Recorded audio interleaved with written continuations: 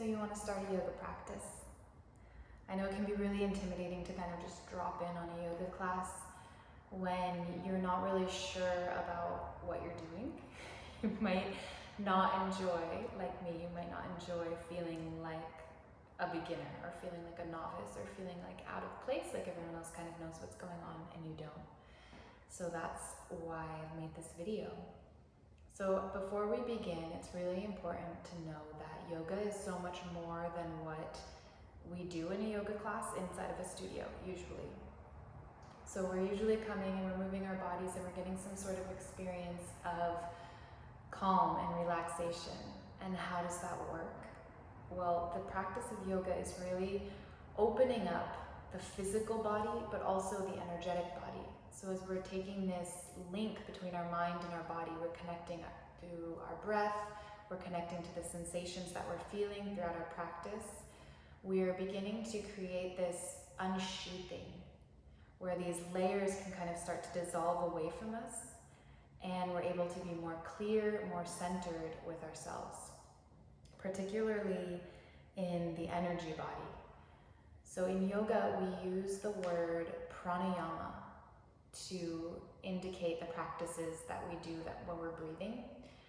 So prana means like the life force. You may have heard of chi if you're familiar with qigong. Chi and prana are more or less synonymous, which if you don't know what chi is, that's fine too, but it's like this life force energy. It is the force that moves all of life in the universe. Trees grow because of prana. Humans breathe, function, walk, talk, think because of prana. So we're cultivating prana through our practice. And yama, the word yama is like a restraint or control. So when we're doing pranayama, we're learning to control our life force. So that's why linking the breath into the practice is of utmost importance. So as you're practicing today and in any class that you ever go to, please commit to prioritizing the breath. Commit to making sure that you are able to breathe fluidly while you're moving. Because if you're not, then you're not doing yoga, then you're doing just like a regular fitness class, which is great, which has its benefit on your health and in your body. But if you're going to engage in a yoga practice, please commit to the breath first. The breath is the medium through which prana is able to enter our body. So it's thought of as like oxygen is just being a vessel for prana. It is the component that prana gets to ride on into our bodies. We're going to begin standing at the top of your mat. Now, if you have a set of blocks, you're welcome to use them. They won't be necessary, although they are always helpful. So you're just going to take a moment to find your center, feeling your toes spreading as much as they can, pressing into toes and heels evenly. And then as you inhale, you're going to reach your arms up overhead. Exhale, you're going to draw your palms into your center. Inhale, you'll reach up overhead. Exhale, palms together to heart center, elbows lifting. One more time, inhaling, reaching up. And exhaling, drawing into your center. Inhale, we'll reach up one more time, and then this time we'll take a little bit of a back bend. So you're just going to lean your arms, your head back. We're making sure not to move this into the lower back or the lumbar spine. Even if you have the flexibility there, you're going to want to keep lifting. The action is lifting and mobilizing the thoracic spine or the upper back. Next, inhale, return to center. And then exhale, you're going to slowly dive forward, making sure your back stays straight. And if you need to bend your knees to keep your back straight, please do. And exhale, come all the way into a fold. And then inhale to lift up halfway. And exhale to fold, bending your knees as much as you need to so your back can really stay straight. Exhaling, fold. The next time you lift up, bring your fingertips back, deeply bend your knees. Inhale up. Exhale, fold. This will make sure that you're not rounding through your upper back, which can inadvertently happen sometimes when we're doing this move. Inhale, we lift halfway. Now, if you have blocks, you can use them here for your hands as you lift up halfway with the inhale and you fold with the exhale. Inhaling to lift. Exhaling to fold. Make sure that your breath is guiding your movement. Staying connected. Inhaling as you lift. Exhaling as you fold. Inhale to lift. Exhale to fold. Inhale, we'll lift up again, and then this time we'll step our right foot back. So we're coming towards a warrior one, Virabhadrasana 1. So if you have any tension in your back knee, you might find that you need to lift your back heel, and that's okay for now. But if you can spin on the toes so the back heel comes about parallel to the mat, or maybe the back heel is pointing towards the back corner of the mat. And then we're going to bring the hips pointing forward. Again, if this is intense on your knee, you can lift that back heel. But our goal is to have the hips pointing towards the front, and that might be just the working edge that we're moving towards. Both hips might not be able to point forward right now with that back heel down, and that is okay. This is a path that we're moving towards. So as you inhale, you can reach your arms up, and if there is any tension, like if your arms can't come back by your ears, then you can bend the elbows, bring your arms out by your side. But wherever you are, you're lifting up, and again, mobilizing through that thoracic spine. You can take a little bit of a back bend. Keep pressing evenly into both feet, and then squeezing your inner thighs towards each other so that your right hip keeps pulling forward, your left hip keeps pulling back, finding that stability through the legs. This is Virabhadrasana 1, Warrior 1. With your next exhale, you can lower your hands either to your blocks or to the ground, and we're going to step right back into a plank. So a lot of times in plank, there's some rounding that happens as the buttocks lifts up. So we're going to really think about pulling the heart forward and pressing the heels back here, finding the plank. And we're going to hold for just a moment before we move towards Chaturanga. So Chaturanga is bent elbows plank. It's like a low plank. And if you feel like that might not work for your body today, you can just bend the elbows a little bit as you come down into it. And that's fine. But if you can bring your chest just to hover above the ground, that's great. But if not, just a little bend in the elbows. Wherever you are, from there you're going to hinge forward. So you're going to move forward, and then you can start to lift your heart up for an upward facing dog. And if you have any pain in your low back, just skip this part. But if you can, we'll go back to a plank, bending your elbows just as much as you can without collapsing. You don't want to go all the way to the ground. Then you're going to move forward and up with the inhale. So let's link the breath to it now. You're in the plank. As you exhale, you bend the elbows. Inhale, you slide forward and up. And then exhale, you can come back to the plank. From this plank right now, we're going to go ahead and just press back into a downward dog. So in down dog, you want your feet under your hips width apart, and you want your hands about shoulders width apart. And then you can kind of play with how far apart your hands and your feet are. But you're really going to want to have this access again to the upper back thoracic spine. So you're going to bend your knees, press your chest and belly back towards your thighs. So you're getting this opening through the upper part of your chest. And from there, you can begin to straighten your legs if that's available, or they can stay bent. And again, there's no specific distance between hands and feet. It's going to be customized for your body, so play with it. Oftentimes in down dog, teachers will say you can pedal your heels, lifting one heel and then the other. And this is just an invitation for you to explore how this pose is feeling in your body today. So really just opening and lengthening one foot at a time. And always, always move with your breath. Inhaling to lift, exhaling to lower. So we're going to come into a three-legged dog. So go ahead and bring your right foot into your midline and lift your left leg up. So as we lift the leg up as high as we can, maybe the back heel comes off the ground a little bit, but this is open hips. If you bend your knee, your hips are kind of stacked on top of each other. This is an open-hipped three-legged dog. When we say closed hips, that means that our hips are level. The left and right hip are on the same line right next to each other. The leg probably won't lift as high this way. On your next exhale, you're gonna step that left foot forward and just revisit for a moment that warrior one. Coming up to stand, hands on hips, just think about your legs right now.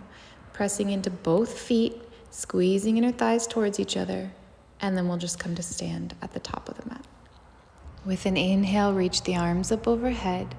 With an exhale, we'll bow forward, coming to fold. And then inhale, we'll lift up halfway.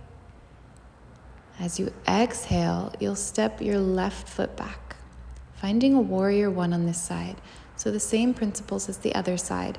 If you can lower your heel, wonderful. If it needs to be lifted because there's straining in the knee, that's okay.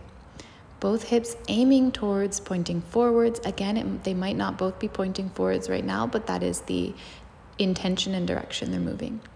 Arms can reach up. If they can be at your ears or behind, that's fine. But if they're forward, bend the elbows and then draw the elbows back, keeping mobility through the thoracic spine, the upper back. Wherever you are, you're going to be lifting up. Even if your arms are by your sides, you're lifting through your chest. And if you want to arch back, you're arching through the upper back, not the lower back. Just taking a couple breaths, feeling firm in your feet. And then with an exhale, we're going to lower the hands down and step back into a downward dog. Again, we're going to come to a three-legged dog. So as you're ready, you're going to bring your right foot into the middle, the left foot into the middle, and then the right leg's going to lift up. You can go open hips first, so you can lift that leg up as high as you can. You can bend the knee, aiming to stack left and right hips. And then the closed hips are when the right and left hips are parallel with the mat and the floor. Go ahead and look forward. You can step your right foot forward. And it's always helpful to have your hands on a block. If you're having trouble bringing your legs forward into the warriors, you can put your hands on the block. And then inhale, we'll just come to the top of your mat, lift up halfway, exhale to fold, and then inhale to rise all the way up to stand. Exhale, bring your palms into your heart. We're going to come to lie on your back. So just take a moment to make sure your hips feel even, your shoulders are comfortable under you, just lying on your back. We're going to come into a hip opener called Thread the Needle. So you're going to take your right leg over, your right ankle over your left knee. And you can stay right here if this is feeling good. This is a nice stretch for a lot of us. But if you want to, you can lift your left foot up off the ground, threading the needle, bringing your hands in between, your right hand in between your thighs, your left hand around the outside. And you can hold behind the hamstring, behind the thigh, or if it's accessible, you can hold the top of your shin. And remembering the breath, again, the most important piece, taking long, slow breaths. The long, slow breaths send the message to your nervous system that it's safe, that you can relax, which allows for the muscles and tissues to release. Go ahead and release that left foot to the ground. We'll take it on the other side. The left leg comes up, crossing the ankle over the right knee. And if you want to, you can lift that right thigh into your hands, threading the needle, or you can hold the shin. Again, if you have any issues with your knees, always keep your foot flexed, the top foot flexed, because this will protect the knee by engaging the muscles and tendons that support the knee. A couple long, slow breaths to invite your tissues to release any gripping, any unnecessary gripping, and find some opening.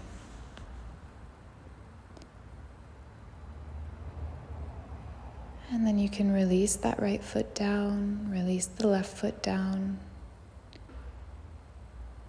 We'll come into a happy baby. So you can bring your knees into your chest and then take your legs wide so your knees are actually coming towards your armpits. This can be plenty, so you can stay right there, or you can lift the soles of the feet towards the ceiling. You can hold behind your knees, or you can hold your ankles, or you can hold the outer edges of your feet if that's available.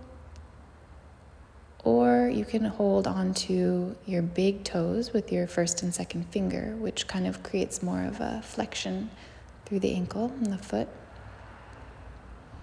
Wherever you are, the intention is to keep as much of your sacrum on the ground as possible. So sometimes there can be like a little bit of a lifting. If we try to bring our knees towards our armpits, the low back begins to lift off the ground. So keeping that low back glued on the ground, knowing that the knees will soften towards the armpits with time as the tissues begin to release. And again, the long, slow breaths help encourage the tissues to release. Ananda Balasana, this is happy baby pose. When you're ready to, you can begin to release the feet back to the ground, and we're going to come into Shavasana, considered one of the most important poses of the practice. So a lot of times people come and they just lie stiff like a pencil, but we're wanting to be soft. We're wanting to lean into the liquid quality of our bodies. So you want your feet to be wide, maybe about as wide as your mat. You can rock your toes in towards each other and away from each other a couple times to broaden your sacrum.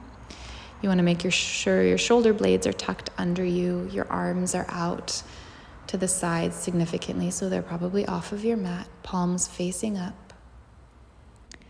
And then you can take any last little movements or adjustments you want to make before coming to stillness. Maybe you want to move your head a little bit to the right or the left, just making sure it feels centered at the top of your spine. Stillness is the most important element to this part of the practice. As we come to stillness, our nervous system gets the message that it's safe. And the parasympathetic nervous system activates, which is responsible for the rest and restore. This part of our nervous system allows for optimal functioning of the body at a cellular level. So as we rest, we allow for stresses to dissolve from our bodies. So just take a few more breaths in this total stillness.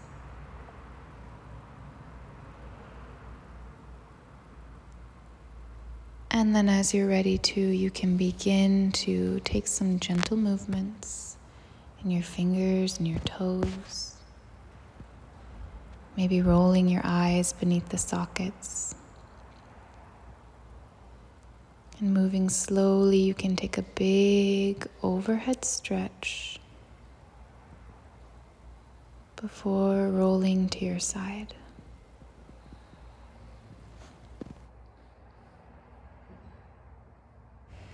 Placing your top hand on the ground in front of you, compress yourself up to a seat. We'll come to Sukhasana, or easy pose, with one foot in front of the other. And if you feel any rounding in your low back, please sit on a block or a pillow or even in a chair. In classes, we often end with the sound of Om. The sound of Om is considered to be the sound of all creation. And there's a beautiful thing that happens when people are Oming. There's a resonance that you can hear as your voices dissolve into one harmonious sound. So in addition to the sound itself representing unity and consciousness, we get to have that experience as our sound, our voice, merges with the others in the room. So we begin with the cleansing breath. Inhale through your nose and exhale with a sigh. Then inhale for Om.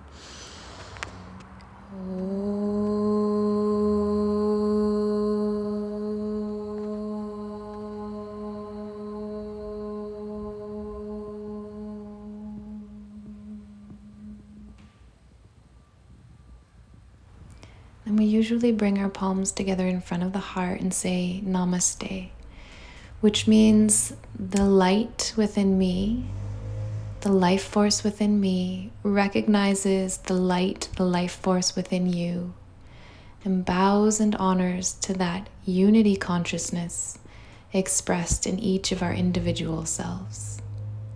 Namaste.